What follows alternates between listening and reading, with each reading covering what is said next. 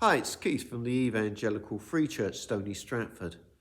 And we're going to take a break from looking at Luke's Gospel for the moment. As it's Advent, we're going to be looking at some of the prophecies concerning the coming of Christ. Well, one such prophecy comes from the book of Numbers. Now, there's what you call a blink and you miss it moment, and the book of Numbers is not a widely read book. So I wouldn't be surprised if this is something that we're coming across for the first time. But at one point in the book of Numbers, we come across a very unlikely prophet.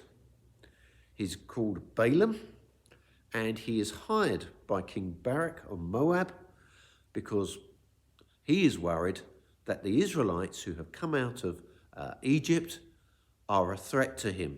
Whether they were or not's a totally different thing entirely. They probably weren't. But he goes to this pagan prophet called Balaam to get him to curse them. Obviously, he did a nice little sideline in cursing people or nations alongside his prophetic ministry. But here's the incredible thing. Here's the thing that's really amazing. He doesn't end up cursing Israel, he ends up blessing them. He actually has an encounter with God, and he strings it out a bit. He kind of is, I think, trying to keep sort of one eye on whether he can get some money out of Balak. But he keeps saying, I can only say what God tells me. And in the end, he gives several blessings. And this one comes from Numbers chapter 24. And in verse 14 we read, this is a future blessing because he talks of the days to come. But one thing we can say is it's certainly an unexpected blessing from an unexpected person in an unexpected place. This is the bit that concerns the coming of Christ. Verse 17 of Numbers chapter 24. I see him, but not now. I behold him, but not near. A star will come out of Jacob. A scepter will rise out of Israel. Now that is quite extraordinary. A star, well, you only have to go along Stony High Street. The place is full of stars, and we associate stars with Christmas.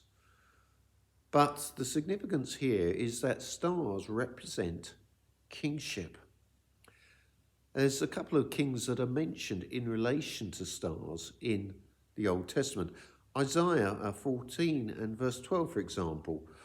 Or we could go to the New Testament, Revelation chapter 22 and verse 16, where Jesus is referred to as the bright morning star. A scepter. Well, a scepter is mentioned in Psalm 45, verse 6. And it's a mark of God giving approval to a king. And of course, we have the kingship of Christ. We think of the story, which we'll be hearing perhaps in various churches this Christmas, of the wise men coming to find Jesus. And in Matthew chapter 2 and verse 2, the first thing that they say is this: where is the one who has been born King of the Jews? We saw his star in the east and have come to worship him. You see, they associated the star with his kingship. And here's the picture, isn't there? Out of Jacob, a descendant of Abraham, the one through which all nations are going to be blessed. But what does it mean? Well, I think one of the most remarkable things when we look at the New Testament story is this: God can reach anyone. Who were these wise men? We traditionally think of three of them because there's three gifts, but we don't know, there may have been more. Who were they? It just says they were from the east. Well, the most likely explanation is this. They came from the region of Babylon. Why was this?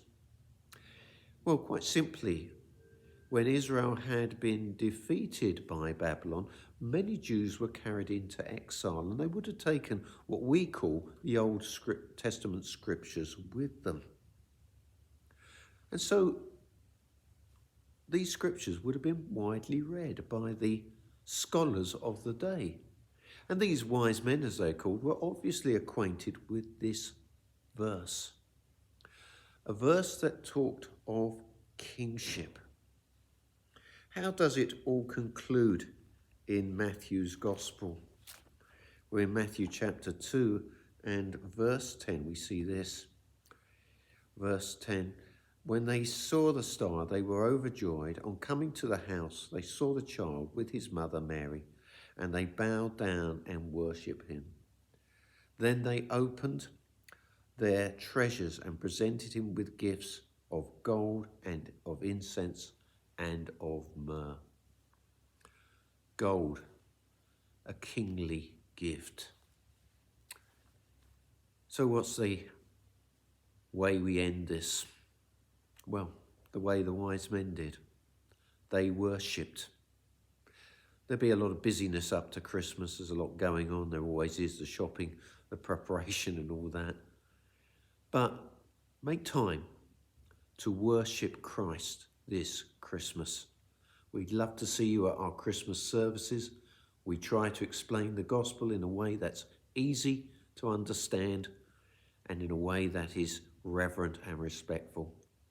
Have a great time in the run-up to Christmas. Don't get too concerned with the shopping and the preparation.